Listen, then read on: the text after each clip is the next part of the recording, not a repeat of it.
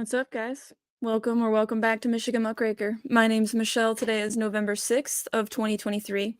And in this video, I wanted to share with you 11 news stories that you need to know about because they will lead to a dystopian future for all of us if we're not aware of it and say no to it. So awareness is the first step, which is why I wanted to introduce these stories to you. Another thing is that I'm trying something different here. I'm hoping that you guys will send some feedback my way in the comment section and just let me know, what do you think about these articles? Are there any news stories that you would like me to dive into more that you're actually interested in? It's kind of experiment for both of us to see if, maybe we can together come up with topics for videos in the future. So I love your input and I appreciate you guys hanging out, chatting with me, and again, letting me know what you think of these stories and if you want me to dive into any of them any deeper. So I tried to stick with just one article per story. A couple of them I have too, but I try. So without further ado, I'm going to jump in.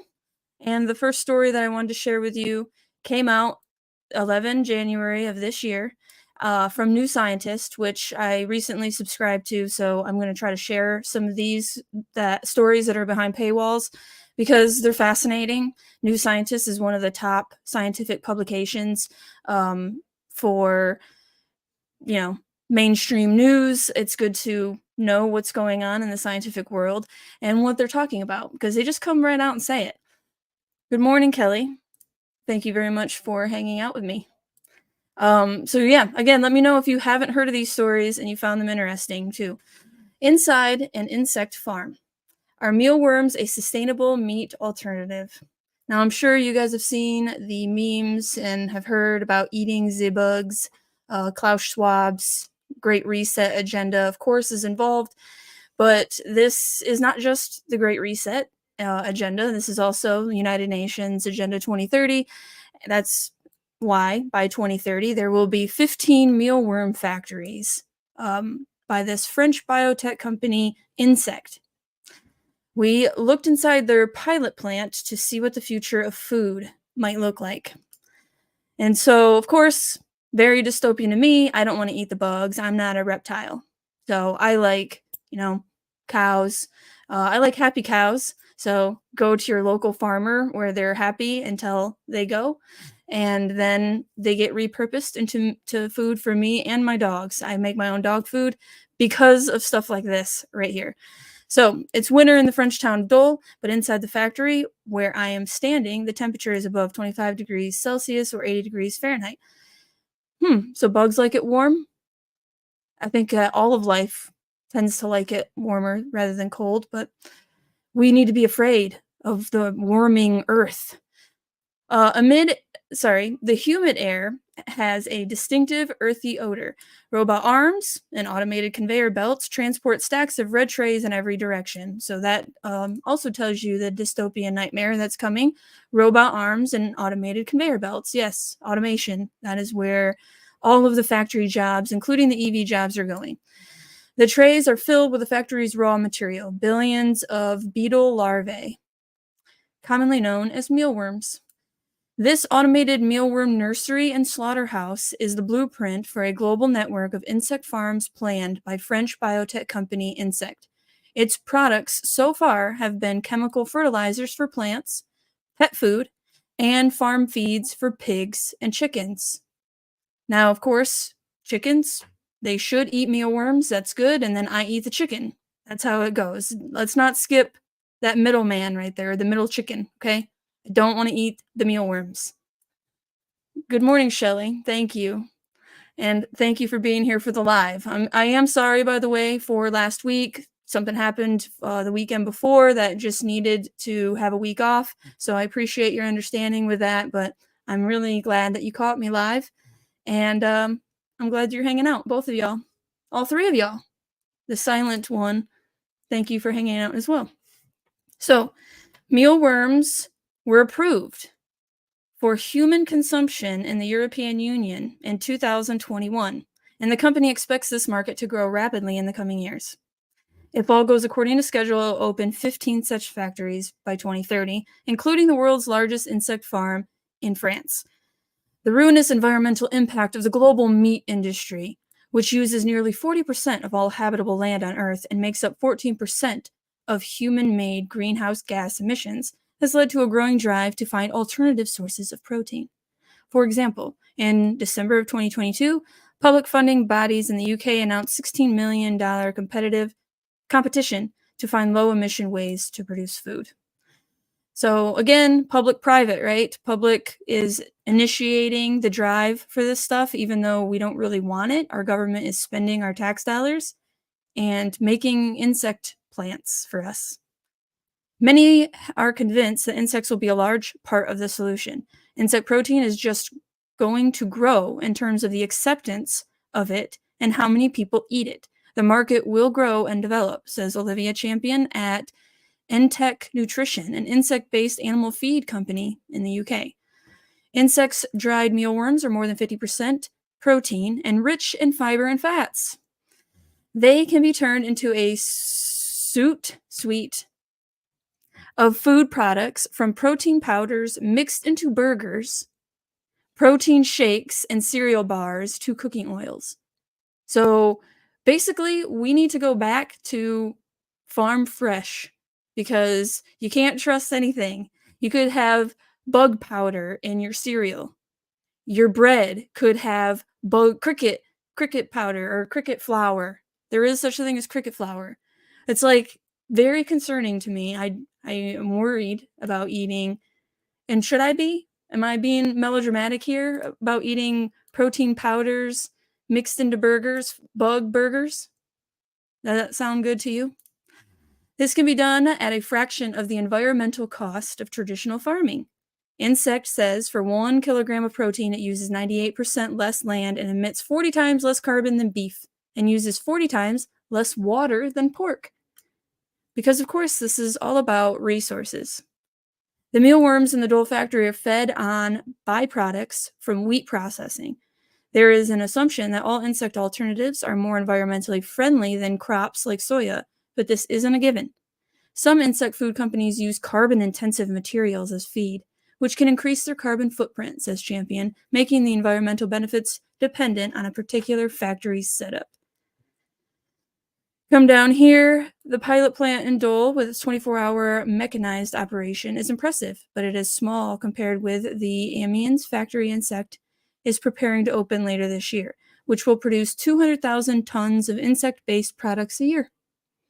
With its automated, scaled-up facility, Insect hopes to bring the cost of its products down enough to compete with soya. Whether companies like Insect and Entech Nutrition are successful at replacing meat in human diets will depend in large part on the form in which people consume the insect-based food, says Champion. A burger with insect protein in it is likely to be more palatable to consumers than fried whole mealworms, for instance. While the idea of eating insects is often met with revulsion by consumers in the West, Insects hopes that with enough education, cultural attitudes will shift over time. Education, you see how that word's being used? With enough brainwashing and propaganda, we can convince you to eat the bugs. Some people eating lab-grown meat. Okay. This individual doesn't see a future in which the only option is insects, but rather one in which its products are part of an alternative meat ecosystem. With some people eating lab-grown meat, some sticking to plant-based alternatives, but he hopes some will choose insect-based food. Crazy. Crazy to me. Now, this is just a side note. Insect here in 2019 was the first sponsor at Urban Future Global Conference.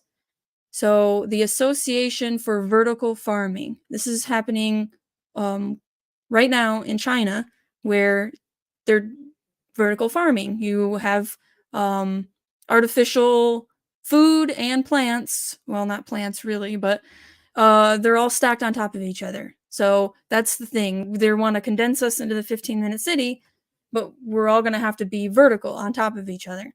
So I thought that was interesting. this Urban Future Global Conference, if you watched my 15-minute video for Grand Rapids, Michigan, then you know that the urban planning is definitely a part of the New World Order plans to get us in the city. So the next one I have separate, like all of these are separate, but a couple of the articles are linked by one man. So this one is one of those stories. With some 1,500 dead animals in its wake, Neuralink heads to humans. You like that title, heads, because it's going to be a chip in your brain. Pretty clever, I think. September 20th of this year, this came out. So, following years of controversy, including whistleblowers reporting of rushed experimental hack jobs that resulted in as many as 1,500 animal fatalities, Elon Musk's brain chip implant company has been recruiting for its landmark first human trial. Good morning, Zoltan the man. Sorry I'm late for class. Well, better late than never. Thank you for joining me. You've only missed the bugs, eating the bugs. I read an article about insect farming, mealworms to be exact. And so let me know, are you going to eat the bugs? Hopefully we won't have to, but that's obviously what they want us to do. So they're going to make it extremely difficult for us to get farm fresh food. But there's more of us than there are them right now. So let's hope that we can stop these dystopian ideas before they actually get fully implemented. This one in particular, what's happened to the monkeys, I don't understand why anyone would actually sign up for this, except for desperation, right? Which is what we're going to get into. I'll pass Z-Bugs. You and me both. All right, following years, yes, Elon Musk's brain chip implant company has begun recruiting. We are happy to announce that we've received approval from the Reviewing Independent Institutional Review Board and our first hospital site to begin recruitment for our first in-human clinical trial, Neuralink said in a statement. The PRIME study, short for Precise Robotically Implanted Brain-Computer Interface, so a human doesn't even implant this brain chip, a robot does, a groundbreaking investigational medical device trial for our fully implantable wireless brain-computer interface, BCI, aims to evaluate the safety of our implant and surgical robot, and assesses the initial functionality of our BCI for enabling people with paralysis to control external devices with their thoughts. That's what Elon Musk is trying to do with this brain chip, one of many things. The R1 robot will be used to surgically place the N1 implant's ultrafine and flexible threads in a region of the brain that controls movement and tension, the statement continued.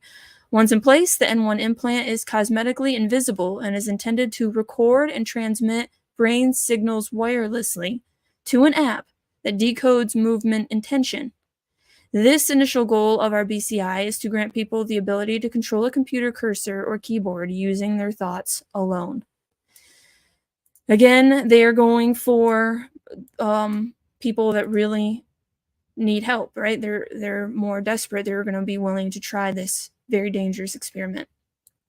As expected, the first human trial has strict criteria for potential selection. To be eligible, participants must have quadriplegia, limited function in all four limbs due to spinal cord injury or ALS, and are at least 1 year post-injury without movement.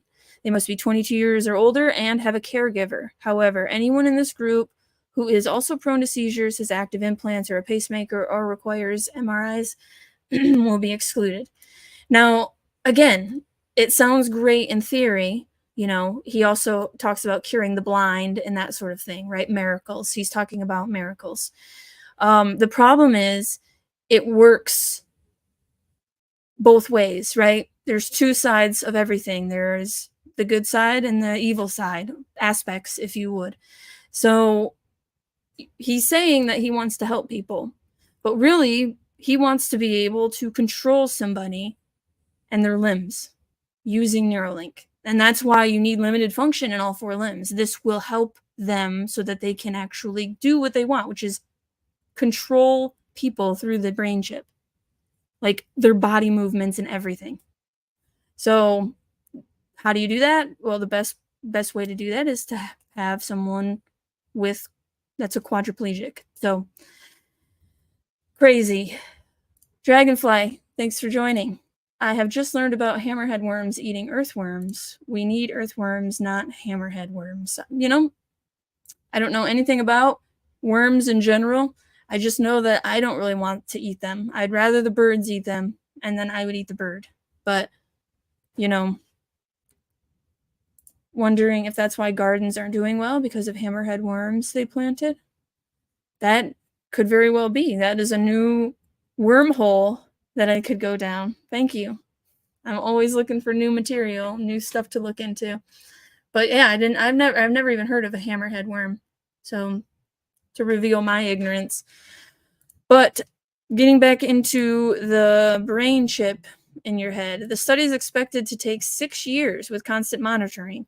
The first stage, the primary study, will include 9 at-home clinical consultations over 18 months. Following this, patients will have to commit to 20 consultations over 5 years. That's the chip. In May, the Food and Drug Administration gave Neuralink a green light to conduct human trials. This was a swift change of tone from just 2 months earlier when the FDA reportedly turned down trial approval, citing safety concerns. The agency declined to comment at the time. So why did they change within 2 months? Was it money? Did they get the right people into place? Did they off some people and then put them in there? The ones that they wanted that would actually pass this test? We are excited to share that we have received the FDA's approval to launch our first in-human clinical study, tweeted Neuralink on May 25th. This is the result of incredible work by the Neuralink team in close collaboration with the FDA and represents an important first step that will one day allow our technology to help many people. Connie, good morning. I'm glad you guys are here. I hope you had a great weekend. The hail stopped for right now, so hopefully my power doesn't go out, but it was storming it was pretty nasty earlier for a November day. Compared to yesterday, 52 and sunny, I much prefer that, but 2 animals were euthanized at planned end dates I skipped a little bit. Here we go. Founded in 2016 by Musk, Neuralink's goal has been to develop a brain chip interface that, when implanted in the skull, can successfully restore movement, communication, and potentially vision to people with a broad range of disability.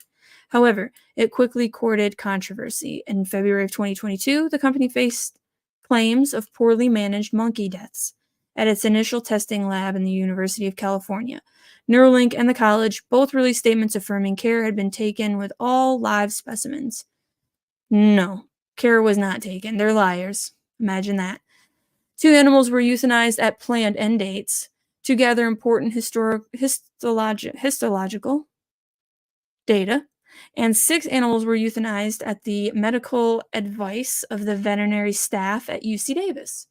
Neuralink's statement read, "These reasons included 1 surgical complication involving the use of FDA-approved product, BioGlue, 1 device failure, and 4 suspected device-associated infections, a risk inherent with any medical device. In response, we developed new surgical protocols and a fully developed device design for future surgeries." However, despite this statement, titled Neuralink's Commitment to Animal Welfare, a damning Reuters report in December of 2022 detailed dozens of company documents and interviews with more than 20 current and former employees, which revealed excessive, unnecessary animal cruelty and deaths since 2018, and many result of the breakneck speed at which the project is moving. Why are they moving so fast? Is it because they want a chip in your head by 2030? So, the Wired gruesome story. This is a Wired article that came out September 20th of this year. The gruesome story of how Neuralink's monkeys actually died. Elon Musk says no primates died as a result of the implant. A Wired investigation now reveals the grisly specifics of their deaths, as U.S. authorities have been asked to investigate Musk's claims. Why is nothing going to be done? For many reasons. One, the elitists want Neuralink, so they want him to be successful. And two, because every single company of Elon Musk's is subsidized by us, the taxpayer, the government. We pay for all of his companies. None of his companies are actually profitable. So you can look into that. I could do a whole video on Elon Musk, and it's not because I am, some hater of the rich or any eat the rich, none of that. It's actually Musk's, what he wants, who he is, what he is actually implementing to bring about the New World Order, his actions. That's why I don't like Elon Musk. It's his words, he's a liar. He's for censorship, just in a different kind, a different way. He censors all the time on his new X platform that somehow he bought from very corrupt individuals. Again, government. Anyway, fresh allegations of potential securities fraud have been leveled at Elon Musk over statements he recently made regarding the deaths of primates used for research at Neuralink, his biotech startup. Letters sent this afternoon to top officials at the U.S. Securities and Exchange Commission by a medical ethics group call on the agency to investigate Musk's claims that monkeys who died during trials at the company were terminally ill and did not die as a result of Neuralink implants. They claim, based on veterinary records, that complications with the implant procedures led to their deaths. Musk first acknowledged the deaths of the macaques on September 10th in a reply to a user on his social networking app X, formerly Twitter, which I still call Twitter all the time. He denied that any of the deaths were a result of a Neuralink implant and said the researchers had taken care to select subjects who were already close to death. Relatedly, in a presentation last fall, Musk claimed that Neuralink's animal testing was never exploratory, but was instead conducted to confirm fully formed scientific hypotheses. Hypothesis. Yes. Why does that word sound so weird? We are extremely careful, he said. Coming down here, the letters to the SEC come from the Physicians Committee for Responsible Medicine, a nonprofit striving to abolish live animal testing.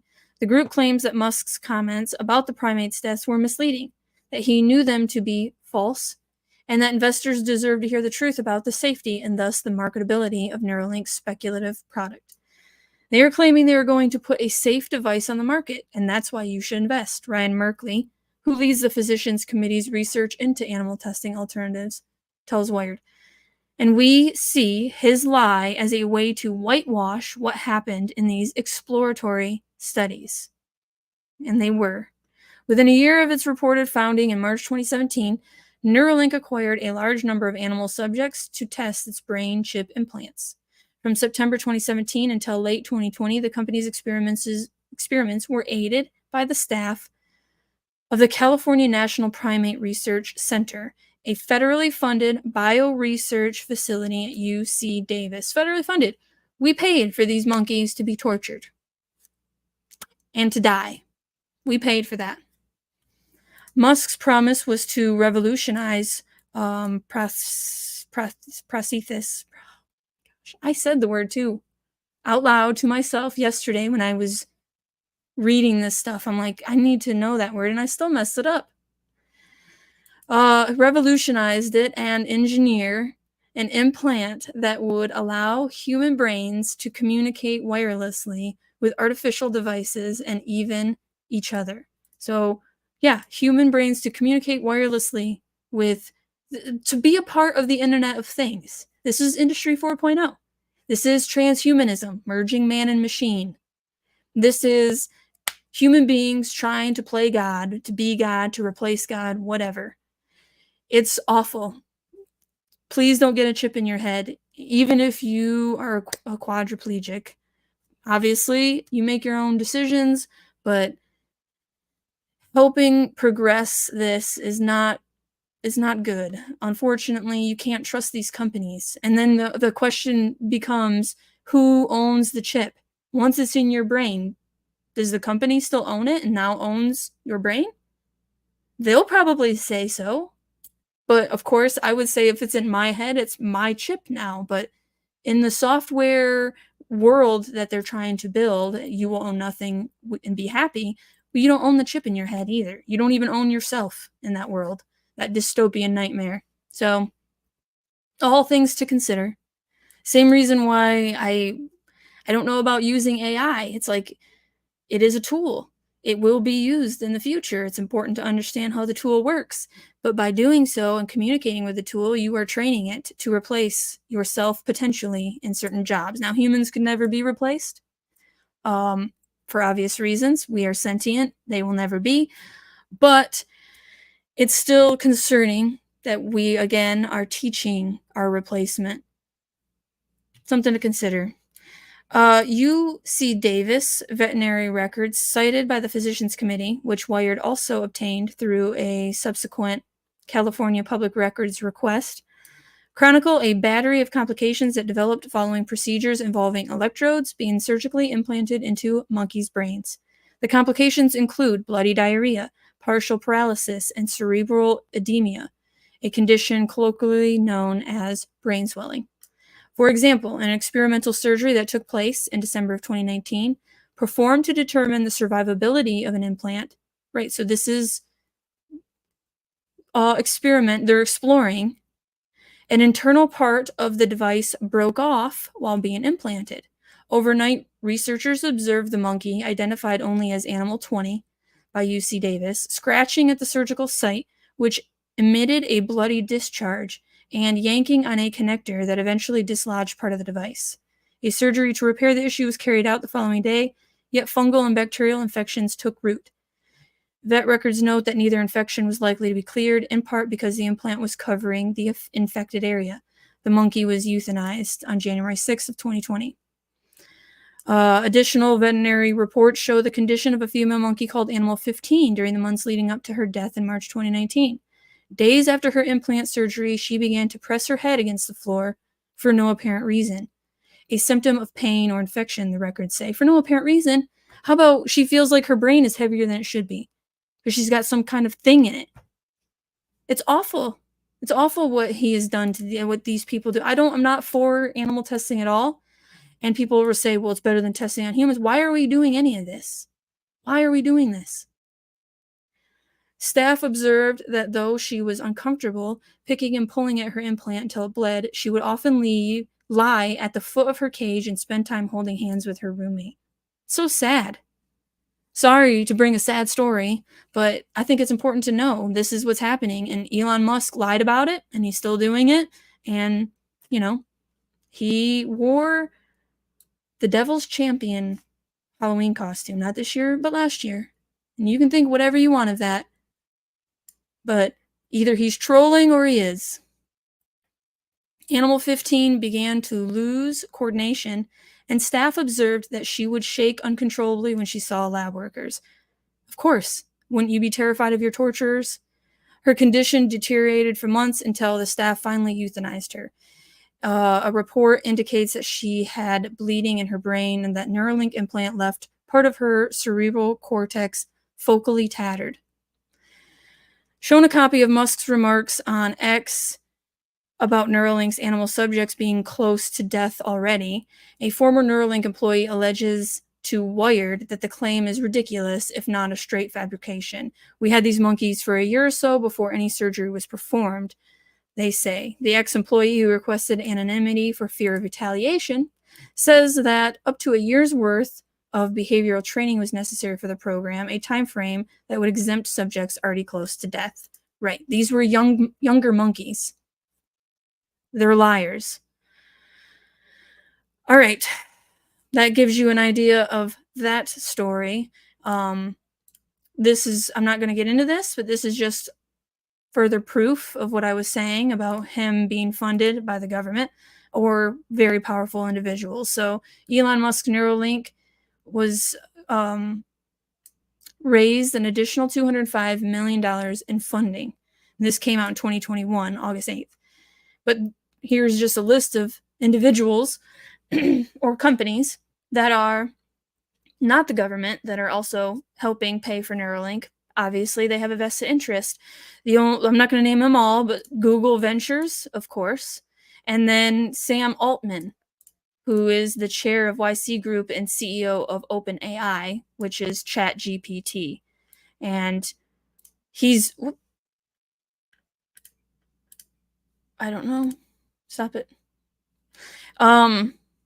Okay, fine. Moving on. Elon Musk's growing empire is fueled by $4.9 billion in government subsidies. This is the Los Angeles Times, and this was all the way back in 2015. So, a long time. Well, the whole time. You know, my theory is that, again, he never made any of these companies. He's just the face to bring these secret government projects into the open to have a company. You know, the government can't say, oh yeah, we created Tesla, we created the electric car so that we could, you know, control everywhere that you go and not have any freedom of movement. So, you know, here's the electric car. No, Elon Musk created Tesla, the electric car. Tesla Motors, Solar City, which is, of course, solar panels, and space exploration technologies known as SpaceX together have benefited from an estimated $4.9 billion in government support. The figure underscores a common theme running through his emerging empire, a public-private financing model underpinning long-shot startups. Right, long-shot startups because it's not consumer-led. The public doesn't want it. The free market isn't indicating that we want this product. This is the government that wants this product. So public-private financing model, that is what he uses. Which we all know, public-private partnerships, right? Fascism. He definitely goes where there is government money. That is a great strategy, but the government will cut you off one day. No, they won't. He is the face of all the government companies.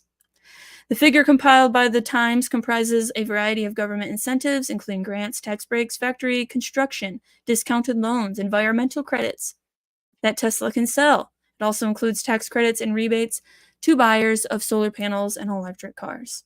So, just some proof. Can Twitter be the West's answer to WeChat?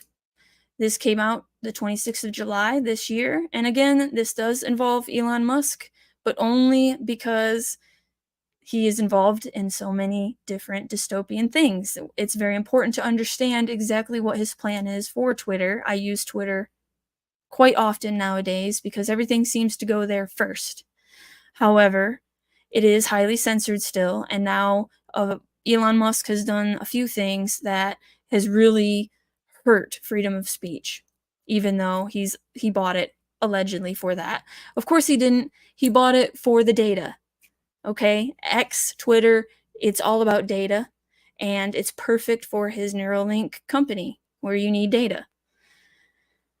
So, as Elon Musk champions a digital revolution with the transformation of Twitter into the super app X, we explore its potential impact on the global social media landscape. I mean, he even wants a currency to be included in this all-in-one app.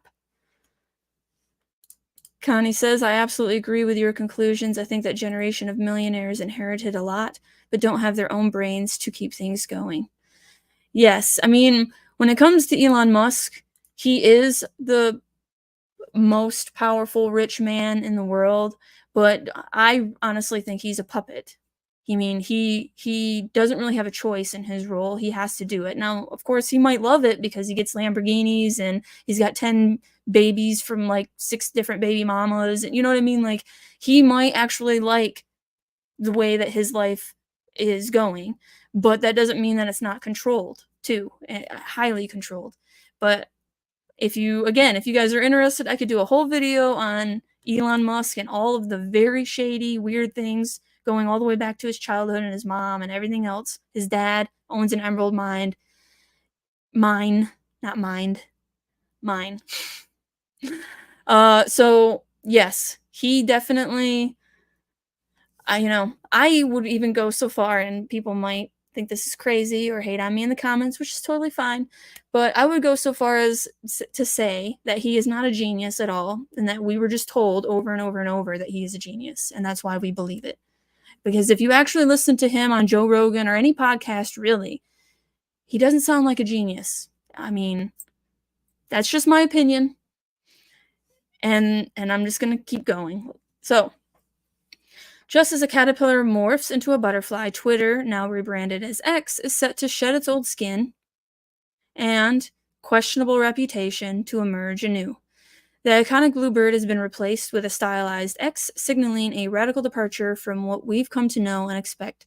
The mastermind behind this audacious pivot? None other than Elon Musk, the avant-garde tech mogul with a knack of disrupting industries and challenging norms. Right. Again, I remember when I first heard about Elon Musk, and I was told he is the Iron Man. He's the real life Iron Man. Like, he's a billionaire playboy genius. And supposed to be attractive too. And I'm not even going to go there, but it's like, again, we were told that. Is it true? We have to ask, is it true? In a surprising move, Musk, who bought Twitter in October 2022, how is that possible? How was that allowed to happen? Recently announced plans to transform the platform into an everything app. Inspired by China's super app, WeChat, he envisions X as a digital ecosystem where messaging, social media, and payment services converge, a global marketplace for ideas, goods, services, and opportunities. Users could be forgiven for thinking that Twitter's decline was part of Musk's grand design. Was the intent to dismantle the platform only to reconstruct it into a more formidable, multifaceted entity? Time will tell. Coming down here, we must tread with caution and foresight as we stand at the brink of a potential super app era. While the convenience and efficiency offered by these platforms can seem irresistible, the concentration of power they command is worthy of scrutiny. Of course, it should be. Not many will actually scrutinize it, but I found this article will. This is cybernews.com, by the way. One entity wielding excessive power and control over our finances, personal communications, lifestyle preferences, and much more can be an unsettling thought, especially when Musk is also exploring transhumanism with human brain implants to digitally enhance humans. Digitally enhance. Again, that goes back to the idea that evolution and God and nature, God and nature are taking too long to bring us into an evolution state. Like, we should be evolved by now in some way. We haven't seen any evolution since we created the idea of evolution. And so now, because we haven't seen it, we're going to force it. We're going to do it ourselves. We are going to push the evolution of human beings. Man is going to be responsible for the next evolution. Again, it goes into this whole psyche of playing God, of being God, of, competing with God and his abilities. All very dangerous, stupid things we should not be doing. This isn't just a case of company monopoly, but a question of how much control we're willing to relinquish in our quest for digital convenience. The emergence of Twitter's X further underscores this debate, and we are ready to trade. Are we ready to trade off our privacy to a single entity for the sake of convenience? Moreover, it's essential to consider cultural differences. What works in one part of the world might not necessarily translate. The fact that he wants to create the same app, WeChat, as China tells a lot. Once again, these people that want to change the world want to change it to be more like China's system, because that control is so sweet to them, man. I mean, Trudeau said it best. They really admire how much control China has. With its preference for distinct applications for different needs, the Western audience may find the idea of a one-stop shop overwhelming and potentially dangerous, right? Which is why there is such a huge push against the West, because the West has a more individualist mindset. America specifically, but the West in general, because of the Judeo-Christian origins, where you have a soul and that soul is divine and everybody has one. Those ideas bring about this resistance to authoritarianism. And if you want an authoritarian regime, you don't want that resistance. So the easiest way is to call that part of the herd, the part of the herd that is more individualistic. And unfortunately, that's why America is in the crosshairs. That's why we need to be prepared and be ready for what's coming, because they don't like us. They, being all the governments around the world that want control over all the people, ultimate control, they don't like the fact that we are freedom-loving individuals in America, and again, the West in general, but America is, we are the, exemplary image, at least I'm American, right? So to me, that's how I feel about it. The shift towards super apps should be a conscious and collective decision, not a consequence of technology outpacing our ability to comprehend its societal implications. Well said, but no one's paying attention to that. Musk's X and other potential super apps need to prioritize user safety, privacy, and welfare over rapid expansion and monopolistic ambitions. As consumers, we must continue to question and shape this digital transformation to secure a future where technology serves us, not the other way around. I couldn't agree, sorry if you heard that, couldn't agree more with that assessment. That brings us into the next article, which is UK AI Summit, Countries Agree Declaration on Frontier AI Risks. Now, this just came out November 1st. This just happened. And I want to really quickly say exactly why I think this is happening. And what exactly is happening is they're making rules and regulations for AI. Now, why are they doing that? Because they want to create barriers to entry. They being, of course, you got the Elon Musk, Google. I think it gets into all of the different companies. I think there's probably six. There could be a few that I don't know about. AI developers, and they want rules and regulations again to create barriers to entry, to lessen the competition.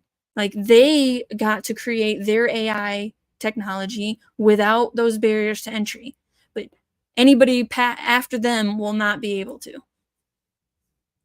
The AI Safety Summit held at Bleckley Park, UK, begins on 1 November and aims to come up with a set of global principles with which to develop and deploy frontier AI models, the terminology favored by Sunak and key figures in the AI industry for powerful models that don't yet exist, but may be built very soon. Down here, who is attending the AI Summit and why do they matter? So, despite qualms about the guest list at the summit, there are some highly notable attendees from the world of tech. Some of them include Yoshia Bengio, a computer scientist professor at University of Montreal, Canada, who is often called one of the godfathers of AI. Unlike Hinton, who used to work for Google, and Li Kun, who still works for Meta. Wow. So there you go. Meta is Mark Zuckerberg, Facebook, and of course we all know Google. So these are the people that are creating the AI. Elon Musk runs his own AI company, which is another reason he keeps calling for regulations. One of these articles said that he's behind in his AI, and so he wants everybody else to slow down so he can catch up. I wouldn't put it past him. Sam Altman, of course, is the CEO of OpenAI. Michelle Donlan is World Wrestling Entertainment. Wow, involved working in public relations with the World Wrestling Entertainment. It's funny because that's how I look at especially American politics. It's WWE all day long. This individual said she doesn't use ChatGPT and has made no bones of disagreeing with Musk, but has been praised for quietly meeting targets in her department. So, again, I didn't go through and highlight all of this. This is a very long article. I will link it down below. But I wanted you to be aware that there are people right now, countries, getting together and making rules for AI because they have built their AI kingdoms and they don't want any competition. His AI summit scores diplomatic coup, but exposes global tensions. This goes on to say China showed up, but was not in any of the pictures and wasn't announced. At the Summit on Artificial Intelligence this week, one delegate said the British Prime Minister had scored a diplomatic coup by getting US and Chinese officials to stand together on the need to control AI. Amid heightened trade and technological tensions between Washington and Beijing, the Chinese delegate Dr. Wu Zhaohu, probably completely wrong, I apologize, surprised some at the 2-day event in the park in England by agreeing that they were united by the common values of democracy and freedom in the fight against the malicious uses of AI.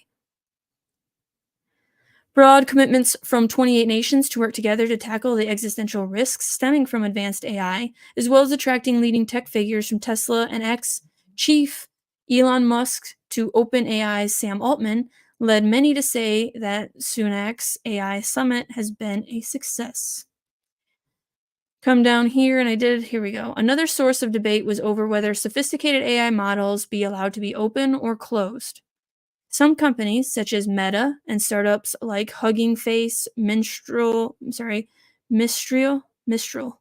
and Stability AI, are building AI systems that are open source, by which they mean technical details of the new model will be released publicly. Personally, it should all be open source. But what do you think? This contrasts with the approach of competitors such as Microsoft-backed OpenAI and Google, which created so-called black box in which the data and code used to build AI models are not available to third parties. Advocates for closed models say they can better comply with strict regulations, control who has access to them, and prevent them from falling into the hands of malicious actors. When I read that, I had to highlight it because it's like, malicious actors. So you're telling me that Microsoft and Google and Facebook are not malicious actors? Like, that is a joke to me. They're worried that the malicious actors will be just normal people will get a hold of it and point out their malicious deeds that they're doing with their stupid AI. Others argue that open models will help ensure less well-resourced countries and academic groups can develop their own AI systems. Of course, that's what's true, is that if you don't have open models, then the people that don't have all the money and can't sue or buy off any new tech or new software ideas, new algorithms, like, those people are not going to be able to compete. And so you're going to have monopolies or oligopolies when it comes to AI if you have nothing but closed source. And it's still probably going to be that way anyway because they're coming up with all these rules and regulations. And that's not to say it should all just be free, although I don't see how government or big corporations could regulate when they're both corrupt as hell. So I don't want them regulating. I'd rather it be a wild, wild west.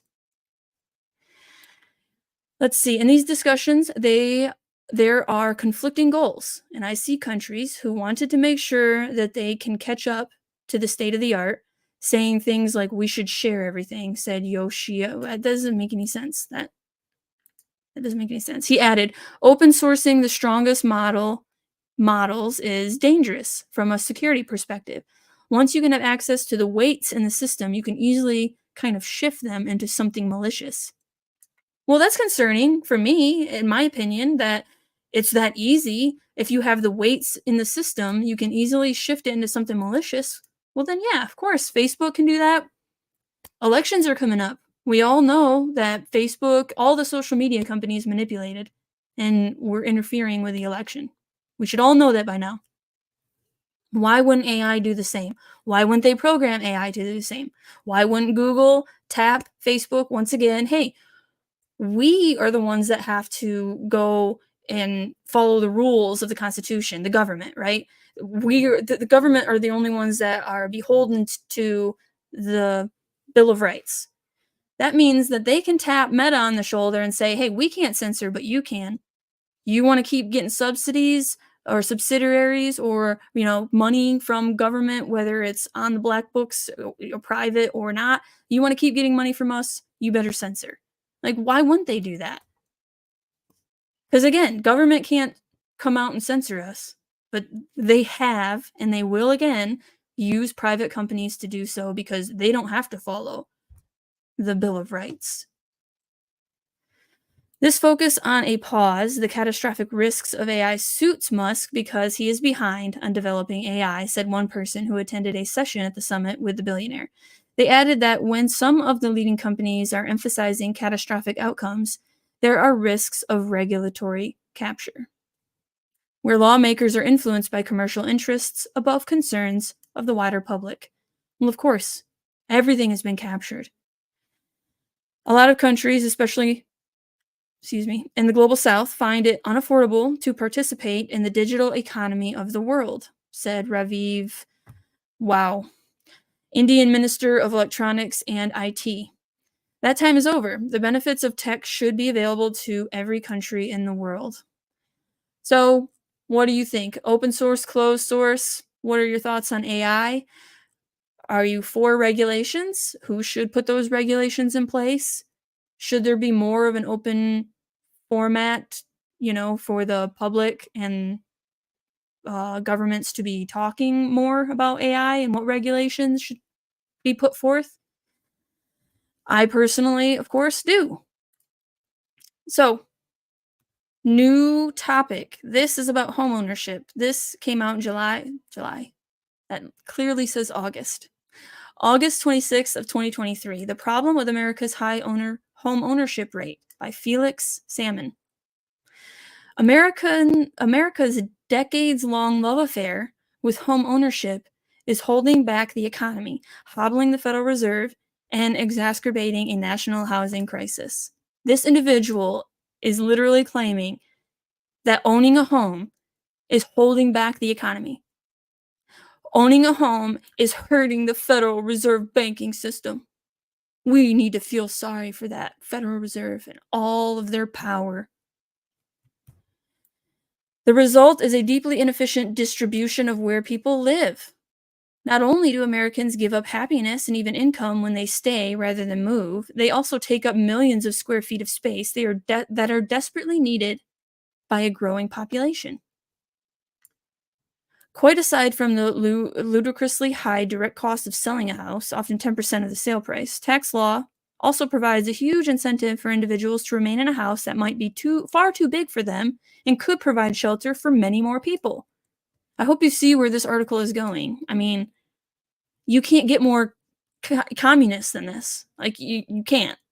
No home ownership, renting only. Somebody will own the property. Who will own it then? The collective, like the communists say? Everybody owns it. Every time I say it, I'm like, think about what you're saying.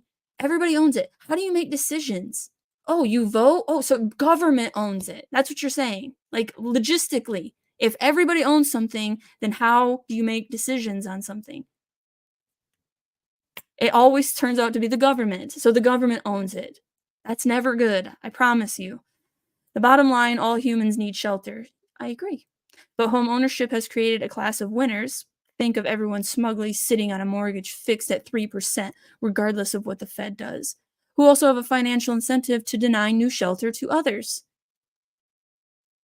A financial incentive to deny. Oh, what is he talking about? He's talking about NIMBYism.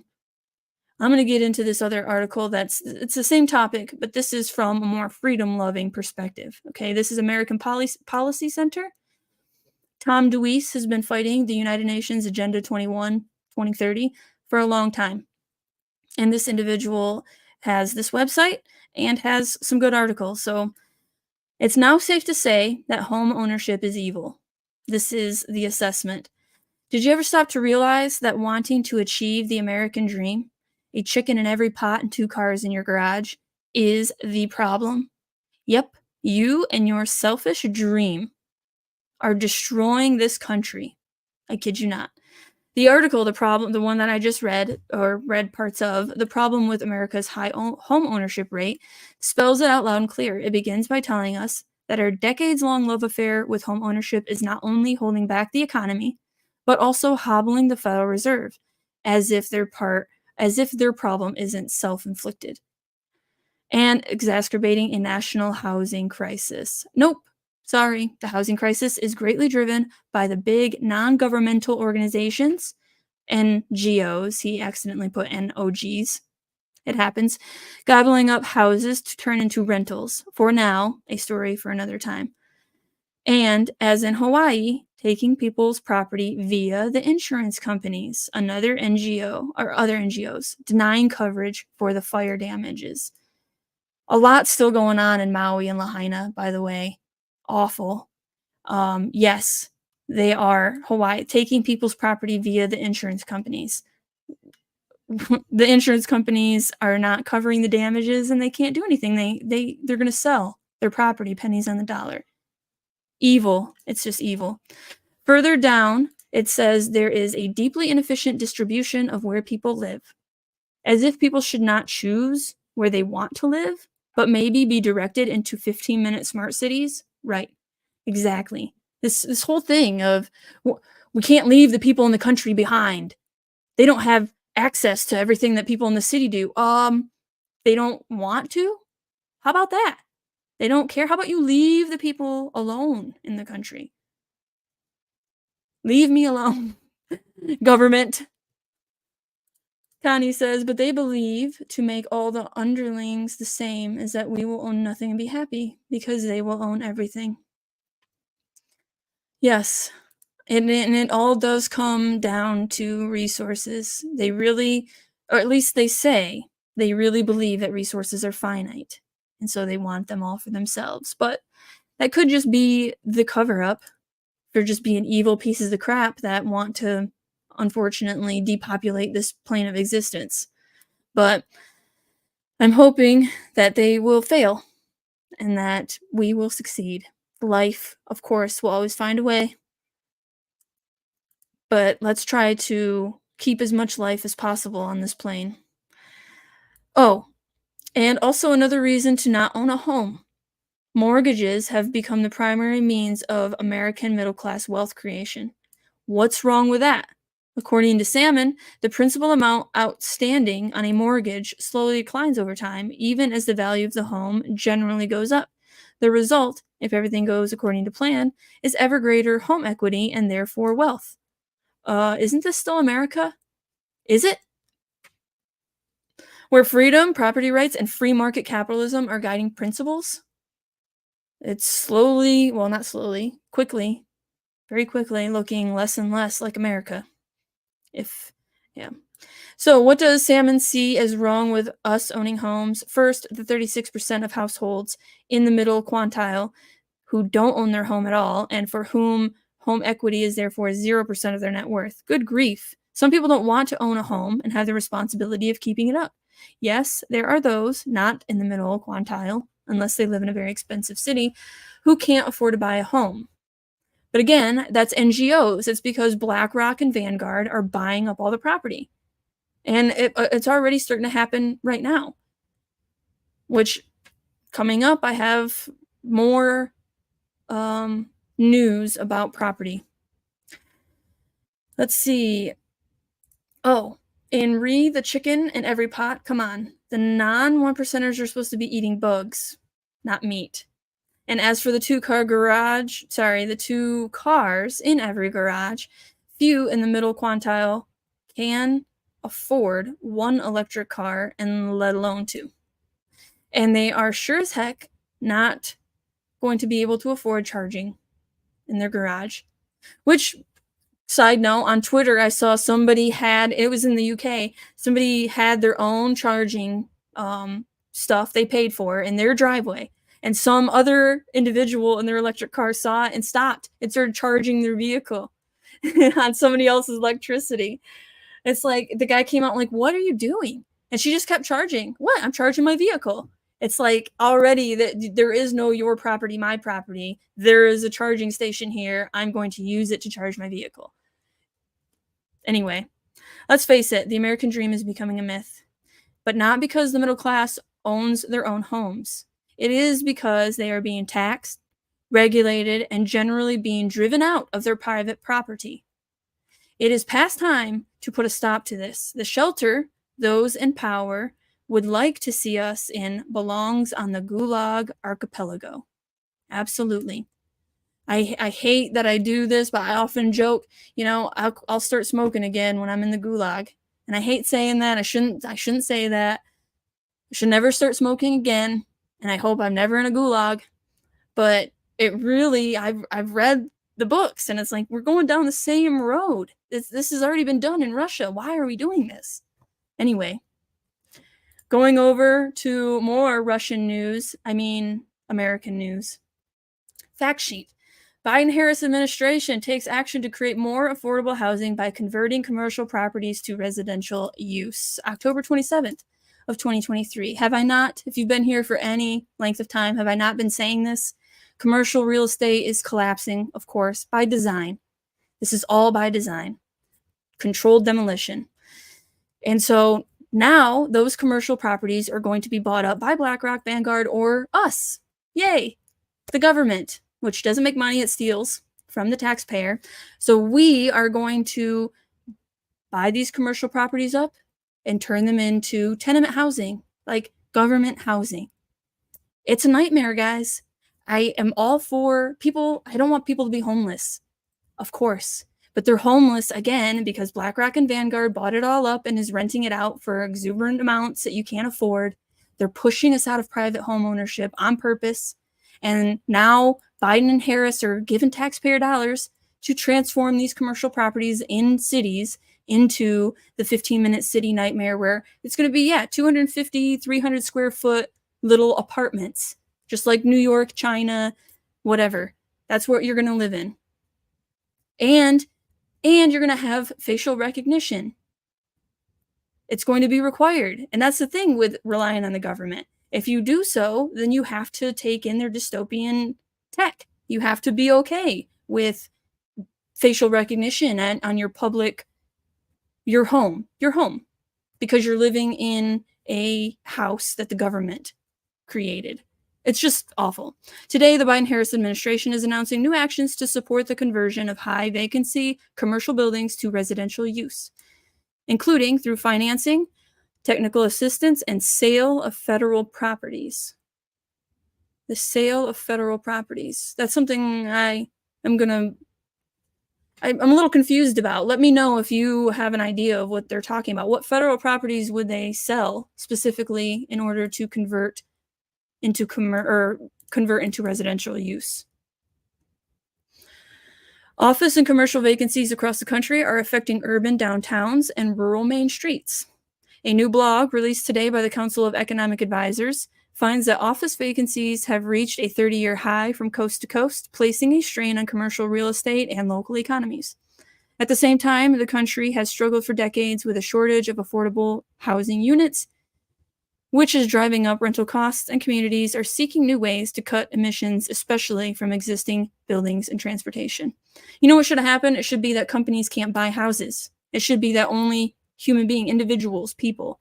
But because corporations are they can do things like a human, they can go and buy, like in Flint, Michigan. I thought I said 280 blocks. I don't think so. I think it's 280 properties. Still, one development agency bought 280 properties in Flint. That should not be allowed. Those properties were only up because of bankruptcies, right? Because they weren't able to pay. And so now, what is that investment company going to do with all those people that are living in those properties still? Like, it's all a mess. Again, they should not be able to buy like that. That's just my opinion. The actions announced today build upon the initiatives in the White House Supply Action Plan, which is lowering housing costs. Yeah, right. Boosting housing supply and promoting fair housing. Fair housing. Define fair, guys. Define fair. Is it fair that where I live, I have just under 1,000 square feet? That's more than people in the city. Is it fair that they're living in 300 square foot rooms called houses, and that I live in more than that? I got double, just over double that. Fair, again, define it. And the administration's actions to lower energy costs and tackle the climate crisis. Lowering costs, increasing access to good jobs, and building the clean energy economy are key tenets of Bidenomics, the president's agenda to grow the economy from the middle out and bottom up. To blow it up. That's basically what he's doing. Blow up our economy. The Department of Transportation is releasing new guidance to states, localities, and developers on how the Transportation Infrastructure Finance and Innovation Act and Railroad Rehabilitation and Improvement Financing Programs, which combine over $35 billion in available lending for transit-oriented development projects, can be used to finance housing development near transportation, including conversion projects. Again, this all reminds me of UN Agenda 2030, the Maui, when I was looking through the Maui transportation plan for 2040, 2045. I get them confused. I know Michigan has a transportation 2045. The fact that they are talking about transportation when it comes to turning commercial properties into residential properties, again, it just speaks to the 15-minute city concept. By making low-cost financing available for conversions and housing projects near public transportation, this guiding and policy statement will increase housing supply while encouraging state and local governments to improve their zoning, land use, and transit-oriented development policies. This is all mega region stuff. This really is. It's getting real, more and more real every day. DOT is releasing guidance that makes it easier for transit agencies to repurpose properties for transit-oriented development and affordable housing projects, including conversions near transit. Under the new guidance, transit agencies may transfer properties to local governments, nonprofit, and for-profit developers of affordable housing at no cost. So I'm assuming that what they're saying is there are no taxes there, and there usually are taxes. Like inheritance tax or something like. So under the new guidance, transit agencies may transfer properties to local governments, nonprofit and for-profit developers of affordable housing at no cost. So again, if you watch the Michigan Strategic Fund, or if you watch the MEDC, you would know that every single project that goes through there is,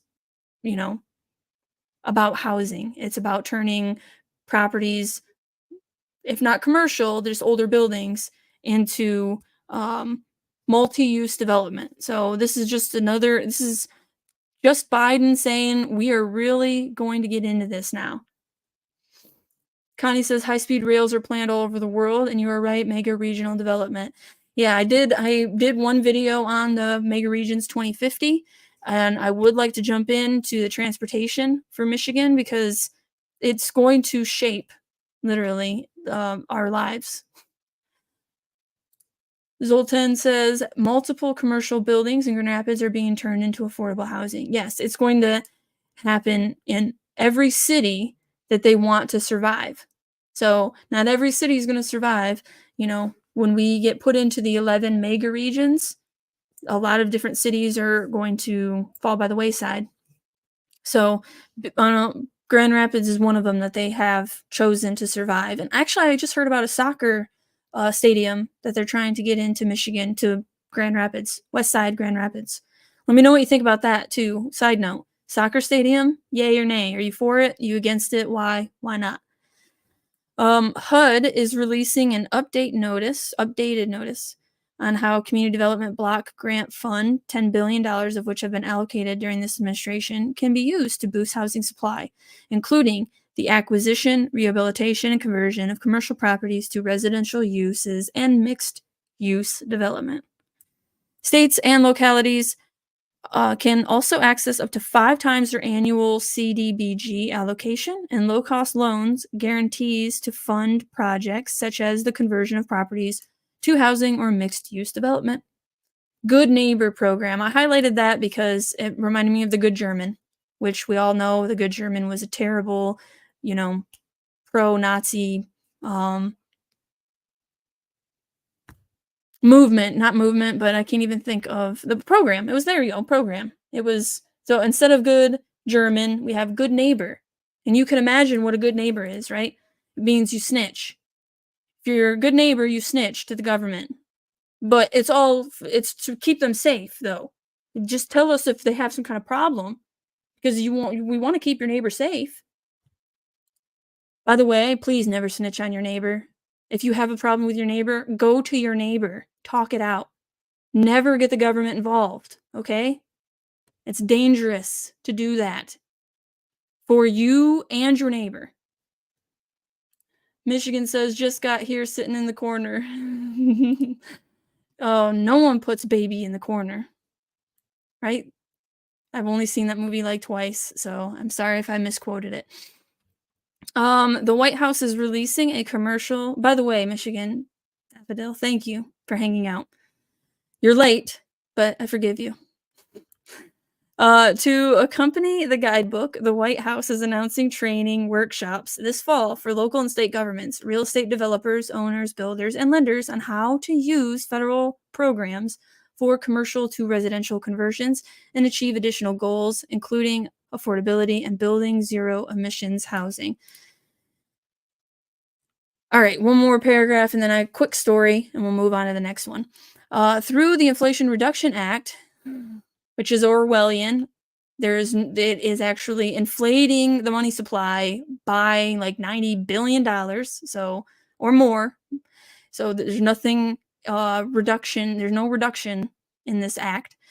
Several tax incentives may support eligible builders of multifamily housing to lower the investment costs associated with energy efficiency upgrades, clean electricity generation projects, or even the new or substantial reconstruction and rehabilitation of homes. Meeting certain Energy Star or Zero Energy Ready Home Program energy efficiency standards, right? So all of these commercial buildings that are going to be turned into residential, they will meet the carbon zero energy ready home program or LEED. It's called LEED here in Michigan that they're using. Same concept though. So no gas, right? So all these commercial buildings, they won't have gas capabilities for stove or water heater. It's all electric because that is carbon neutral or whatever.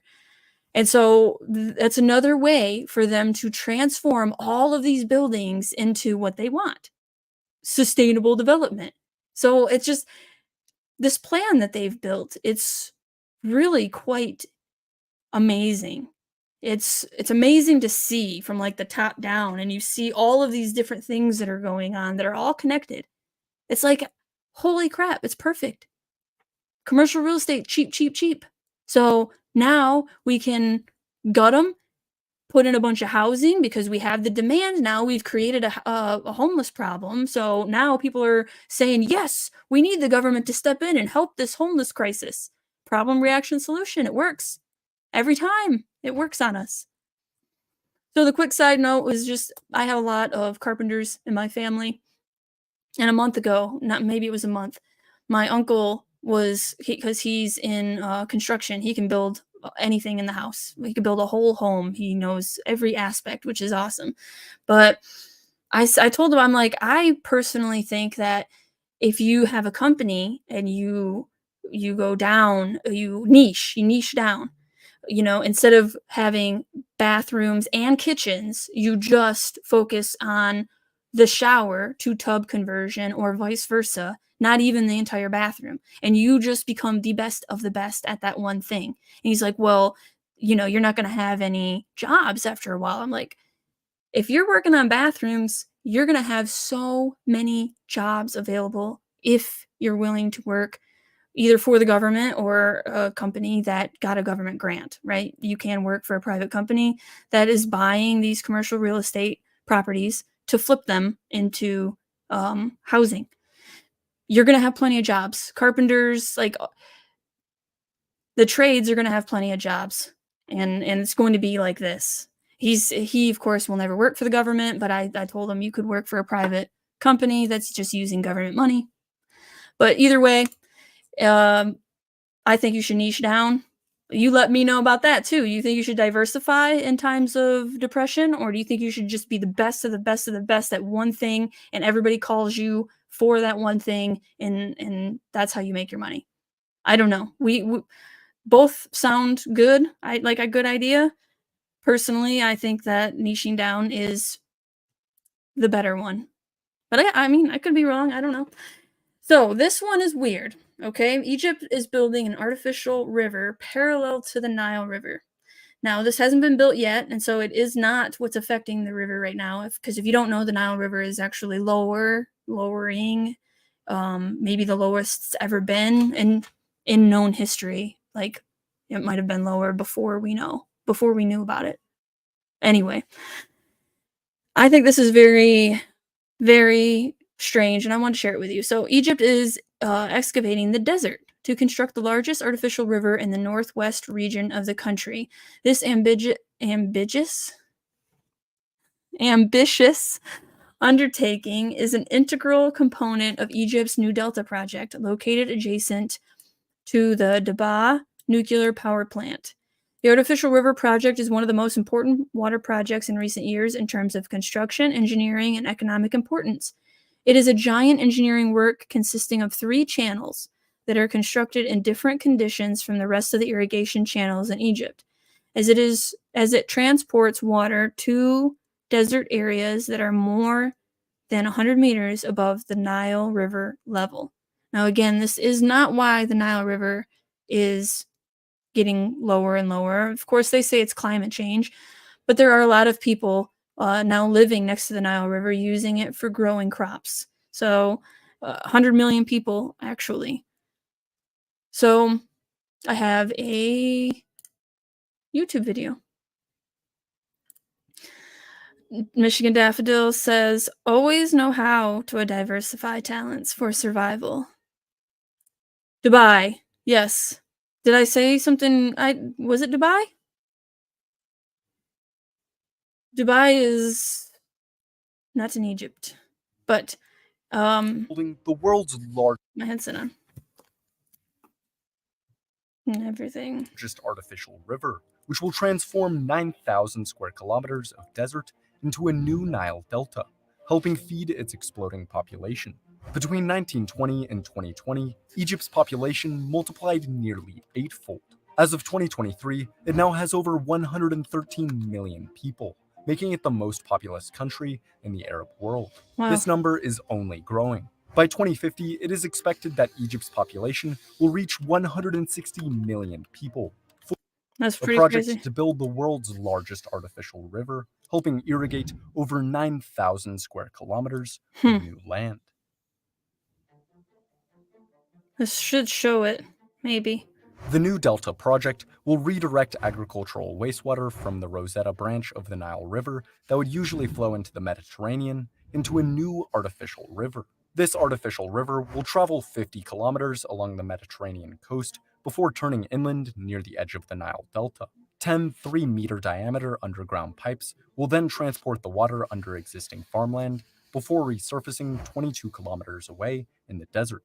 Finally, another 42 kilometers of artificial river will carry the water through the desert to the massive Al Hammam water treatment plant, which will treat 7.5 million cubic meters of water a day. 125 kilometers to the east of this, another 42 kilometers of pipes and artificial river will be built, transferring additional water from the upstream Nile to the desert. Together, these 2 sources, along with groundwater that will be desalinated, will be used to irrigate 4,400 square kilometers of new agricultural land as part of the project's first phase. Eventually, though, this area will be extended to over 9,200 square kilometers. I mean, that is just the craziest thing I think I've seen in quite some time. I couldn't believe. Take this off. I just couldn't believe that. Look at this. I mean, this is part of it. This will all be filled with water. Like, crazy. Do you think that they're going to be successful at this huge project? Baron Ratfish says, I'm not crazy about a soccer stadium. And Connie says, so the proposed soccer stadium will be between Winter and Mount Vernon, just west of 131, and takes away many public parking spots. Surprised? And yeah, not a fan of soccer. So Yeah, I mean, it will obviously make the city a lot more popular, a lot more people coming to it, and that will bring jobs, but I'm not a fan of soccer either, and in fact, unpopular opinion, but I'm gonna share it anyway. I think that sports in general, like, not, professional sports are just bred in like circuses. It's like, it reminds me of Gladiator, right? It's a distraction, so I'm not really a fan of any of that, but sports, like college sports, those are cool. They're real people, pushing their bodies to the limits. That's cool. But as far as pro sports, it's all bull to me. It's like I said, it's a distraction, and I don't even believe that the people that win are actually the best teams or any of that. There's so much money involved that it's corrupt, and I don't believe it. So that's just my, again, unpopular, possibly opinion. But thank you guys for Connie. Thanks for that information, and Baron, thanks for tuning in. I asked. I would like to know anybody else. What do you guys think? And if not a soccer stadium, is there anything that you would like to see come to your city? Like a huge greenhouse? That's what I want. Huge green. I would love to work at a greenhouse. Like, anyway, as a concerned global citizen, you understand the vital importance of access to fresh water. For Egypt, a nation almost entirely dependent on the Nile River, water security is an issue of national survival. With a booming population of over 100 million and growing, Egypt is pushing the limits of what the Nile can provide. And yes, this is going to be adjacent to the Nile. It's just so weird. To address Egypt's water scarcity challenges, the government has proposed an ambitious solution, constructing a parallel channel to the Nile River to increase water flow. The Parallel Nile River project would divert water from Lake Nasser, the reservoir behind the Aswan High Dam, into a new river channel running parallel to the Nile. By 2050, Egypt's population is projected to reach 150 million, so they need more water. The only thing that I wanted to share too right here, the project would boost Egypt's hydroelectric power, which, why do they get to have hydroelectric power but we don't? It has to do with the Wildlands project, right? Get dams out of the areas that they don't want us to be living in, the rural areas, then there won't be as many reasons to live out there. But these guys, they're gonna keep their dam, and there's another one being built in Africa, the largest dam in the world. So it's very hypocritical, situational, what have you, but it just depends on what they want, right? The narrative. If it's good to be anti-dam, they'll be anti-dam. If it's good to be pro-dam, they'll be pro-dam. They'll do whatever the damn well please.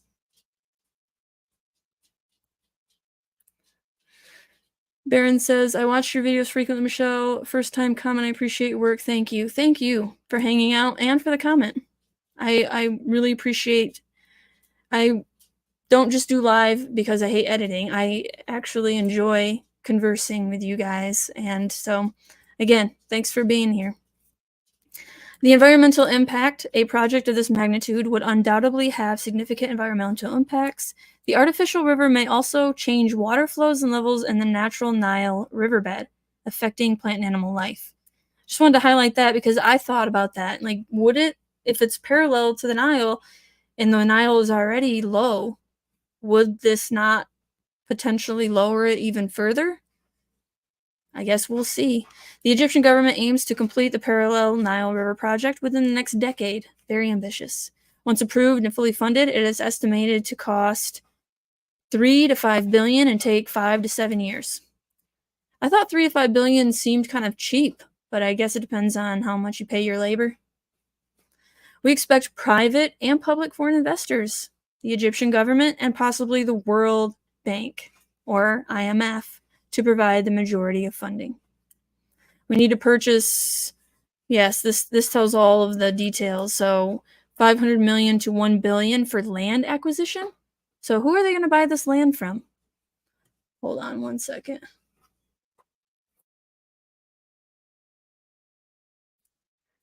I had to yell at my dog really quick. She's food obsessive and is licking the bowl, the empty bowl right now. I had to tell her to go lay down. Old dogs. So contingency funds, $300 to $500 million.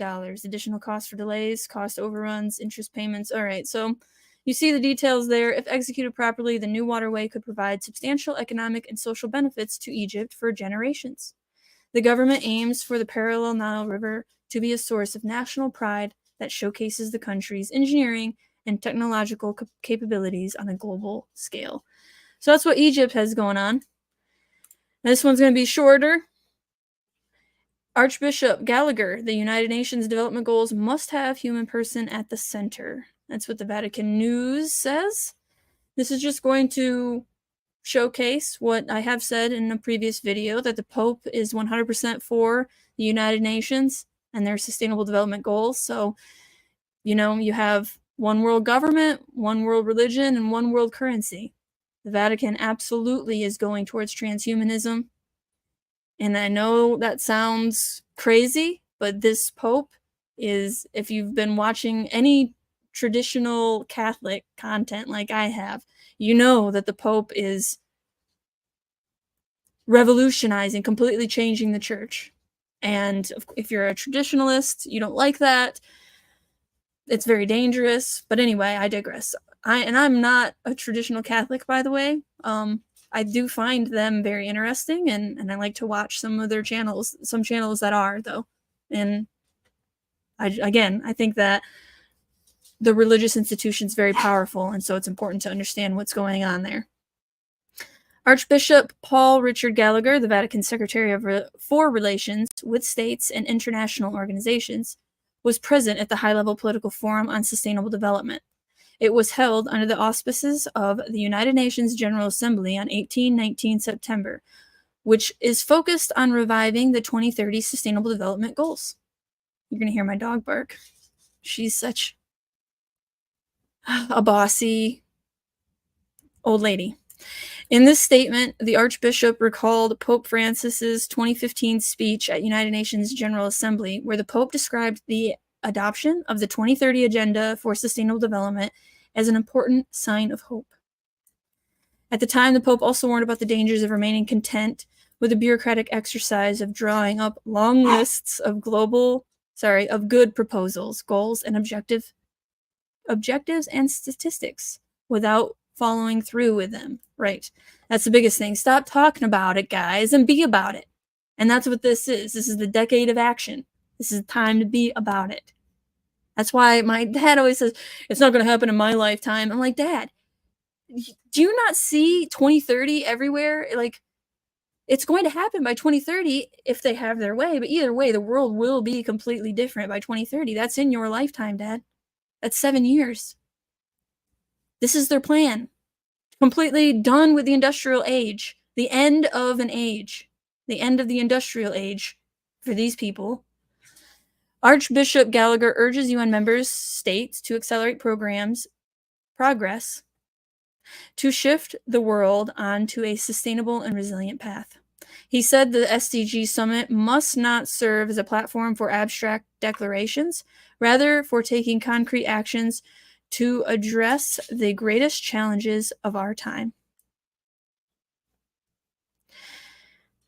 Putting human person at center of society. According to the Archbishop, the implementation of 2030 Agenda is primarily a matter of delivering on a new model of development that has the human person at its center, is geared towards the common good, and grounded in ethical principles of justice, solidarity, and shared responsibility. And then, of course, commitment to multilateralism, which it's just the governments get together, make plans for us. I didn't vote for, anybody in any of the European Parliament or any of that. I don't like multilateralism when it comes to controlling my life. All right, so this is the second to last story. And I'm not going to get into this huge Substack article, but this is just to show you it's happening in Russia, and then I have a follow-up that's happening here. So, cattle tags help you learn better. Fact check true. This is the Substack that I go to for my Russian news. This individual is aware of the United Nations Agenda 2030, And the fact that Russia is 100% headed towards those goals, just like China, just like the Vatican, just like America, it's all marching lockstep to the same tune, unfortunately. So if you think Putin is different, sorry, he's not. Knowledge Day. So this is just showing, these are in schools now. Modern face recognition system was installed at the school. At the entrance of the school, there is a screen that recognizes faces. If there is no information about the visitor in the database, the system will not allow the guest to pass through the turnstile. In addition, the building of the institution is equipped with cameras that, using artificial intelligence system, are able to recognize things left unattended or abandoned, as well as non-standard situations that require the attention of security service. Meanwhile, children living near the Arctic Circle are enjoying a new cattle tag system that detects polar bears and other Arctic threats. The new school will be emitted with chipped cards or biometric data. The access control system was launched in the 4th school. An electronic checkpoint was installed in the lobby. The school system entrance now has turnstiles, which you can only pass through with a chipped card or using biometric data. That's scanning your eye. Scanning your eye, biometric data. According to school director, yeah, I'm not even going to try. A device is mounted above the turnstile that automatically determines the temperature of passerbys. If an elevated temperature is detected, the child will immediately be taken to the nurse's office.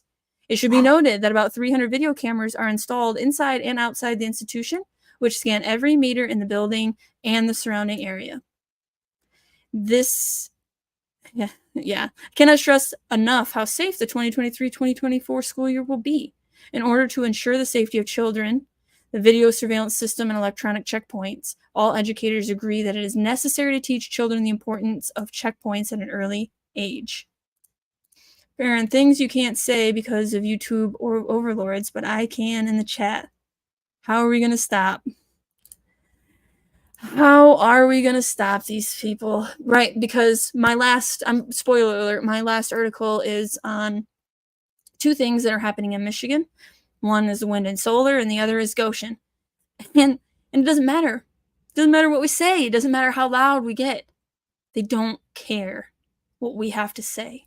They don't want to hear it. It's almost like, again, I'm getting ahead of myself. I don't care. It's almost like when you walk in and you walk into this group of people that are supposed to be working for you, and you hear them talking, and you're finally paying attention to what they're saying. You're like, hey, I don't like that. And they look over at you and they say, who in the hell are you?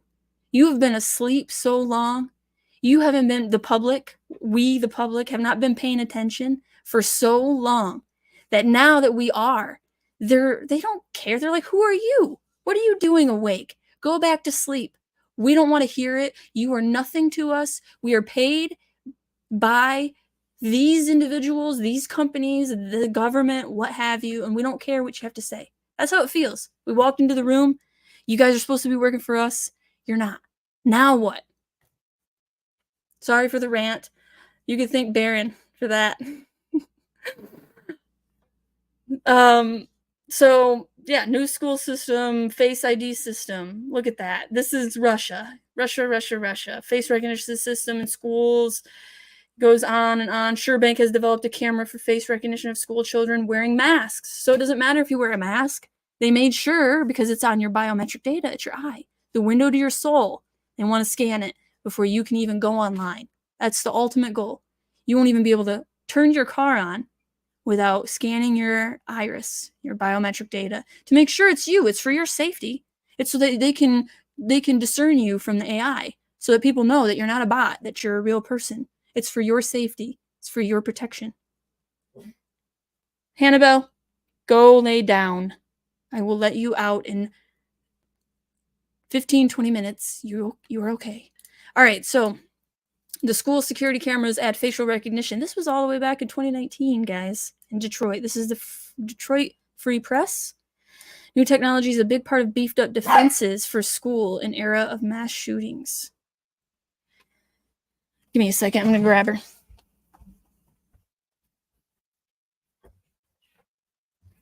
Okay. She hopefully it would just be quiet for a minute on my lap. The system includes facial recognition software that digitizes each person's face and can quickly scan through thousands of images to find that person in a hurry. This was in public schools all the way back in 2019 in Michigan.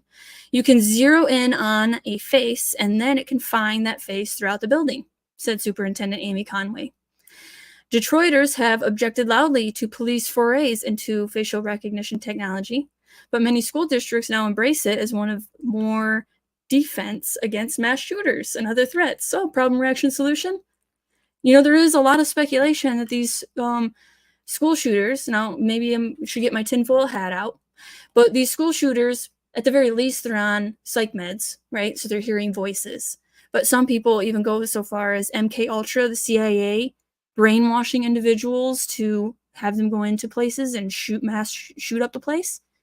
And again, I know it sounds crazy, but why not?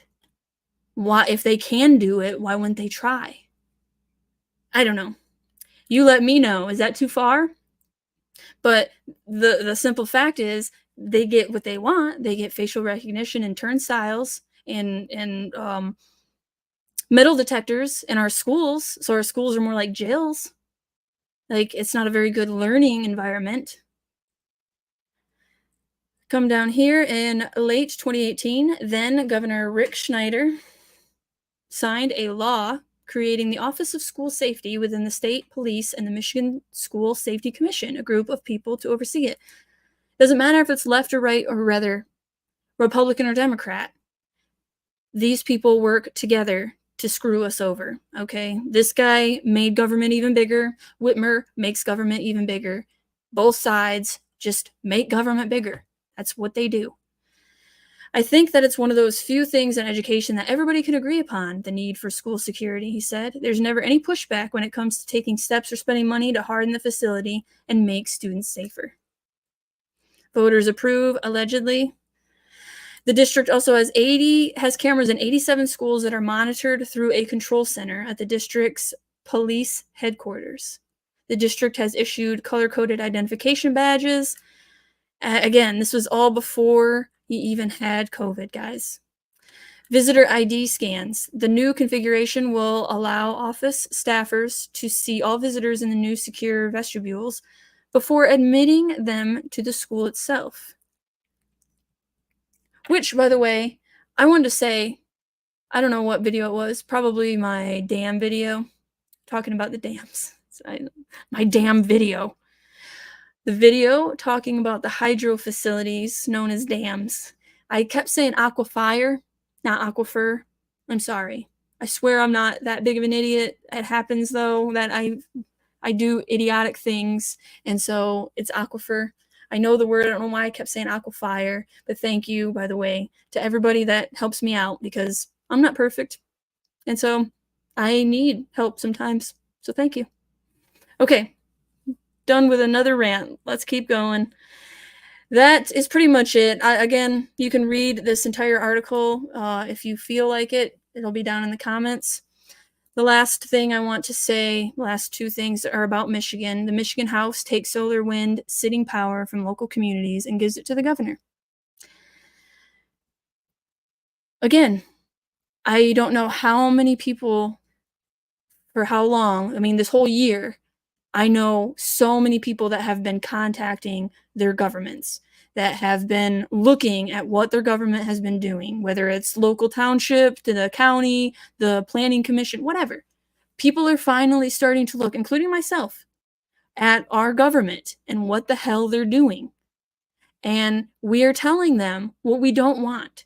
And they keep doing what we don't want. The Michigan Public Service Commission is appointed by the governor. And they, of course, wanted all that power, and they have it now. What power does the township have now? None. In my opinion, none. The township board is junk. The Michigan House on Thursday approved bills that would strip local communities of the power to accept or deny large-scale wind and solar projects, giving that power to appointees of the governor, people we didn't vote for. And some argue that we didn't even vote for Governor Whitmer, like me. I argue that. I personally think she was selected because the New World Order wants Michigan water. And so we are a very important state for the New World Order, the United Nations, World Economic Forum, the vision of these elitist pricks. Michigan's important. That's why they're here. That's why the World Economic Forum came here. And that is why our governor now had 8 times more money than Tudor Dixon did during the campaign last year. Anyway, another rant. I apologize. House Bill 5120 and 5121 are headed to the Senate. They met opposition from municipal groups, but it wasn't enough. I don't know if it would ever be enough. I mean, again, unless we have 10 million people saying something, maybe that would be enough, but even then, would it be? Would it be enough? The bills take another step toward elevating Governor Gretchen Whitmer's Michigan Healthy Climate Plan into law, which I will be doing a deep dive into this Healthy Climate Plan this month. I'm working on it. A related piece of legislation, Senate Bill 271, would require Michigan utilities to meet 100% clean energy standard by 2040. It has passed both houses on the legislature. This radical plan will ban natural gas, close power plants, and depend too much on unreliable wind and solar energy, and let Governor Whitmer's administration ignore local decisions and force wind and solar farms in rural Michigan communities to make their blackout nightmare a reality, says Matt Hall of Richland Township in a statement. I couldn't agree more with that assessment. This is what's going to happen. We are going to freeze to death in the winter because of our government, not because of climate change. It's because of policies. The same thing with COVID. It wasn't COVID that destroyed lives and killed a bunch of people. It was the policies that did that. I digress. Last thing, just because I look at this headline and I see something positive. Gotion says battery plant a done deal as prep work continues in Michigan, November 2nd. Look at how short this is.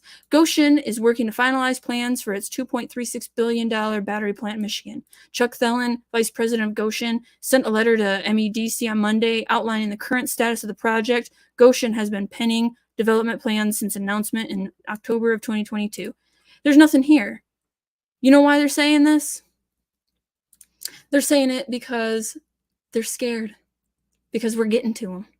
They're saying it because they want us to believe that it's a done deal to stop fighting.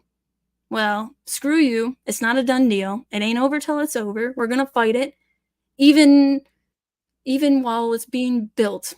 If it so happens to go that far, we will continue to fight it. Listen to us. We don't want it.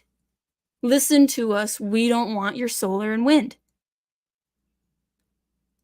Listen to us, or else something.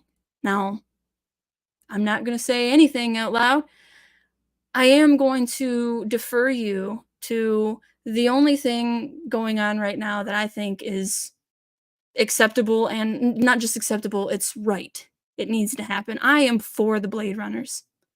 The Blade Runners are a byproduct of a government gone mad. We don't want your damn facial recognition cameras everywhere. We don't want the surveillance state Big Brother where you can ticket us just with a camera and our license plate.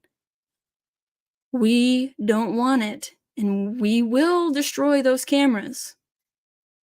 I think that Blade Runner message, I approve. And I know that you could call that violence, and I always have said nonviolent resistance here. But is it violence against a machine? We're really at the Terminator type of questions, right? What rights do androids have? This is an ethics problem that we're going to have, but really, it's a camera. It's a camera, and a human doesn't want it. Destroy it. What do you think? Am I going too far?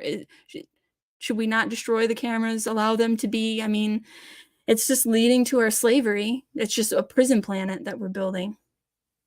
I don't know. Baron says, I won't freeze. I have a wood stove. I saw this coming. Yes, thank you. You're smart. I do not have a wood stove, but luckily my parents live down the road and they have a fireplace. It's not ideal to live with my parents again. I never wanted to, but you know, you got to survive. The timing of some of these shootings is suspect. Yes, the timing. that they keep trying to take away our guns, and again, they want to easily take over the United States. Personally, I am going to keep saying this. I think the United Nations will be in America before 2030. And I think that people are going to beg for them to be here because they have set up such a chaotic world that people want the United Nations to save them. That sounds crazy right now. I hope I'm wrong. I don't want that to be. But it'd be a lot easier for the United Nations if we didn't have guns or any invading army. So keep your guns. Of course, I'm pro 2A. To me, the government trained me how to use guns. So I don't have any fear of them. Education is how you combat fear, because the only reason you're afraid of guns, if you are, is because because it's chaos, right? It's the unknown. That's why we fear things. When they're chaotic, they're unknown. So learn about the gun and you won't be afraid of it. You should just be afraid of people that are on psych meds. That's what's scary. The psych meds are scary. People can be scary. The gun is a tool and it can be used against tyranny. Anyway, I thank you guys for hanging out. Please let me know which topic, if any, was the most interesting to you. Would you like a deep dive on any of these topics? Again, I can't thank you guys enough. Baron, Michigan Daffodil, if you're still out there, Zoltan the man, Connie, I appreciate you guys. And I hope that I will see you tomorrow. I actually am doing a similar video tomorrow of a compilation. I just want to try to do some different things before the end of the year to try to solidify what works, what doesn't, and then have some goals starting next year. So I like to write my goals down at the end of the year. I don't know about you. I think it helps kind of manifest, if you will. Anyway, thank you guys. I love y'all. I hope to see you tomorrow at 10 a.m. Have a great day. Peace.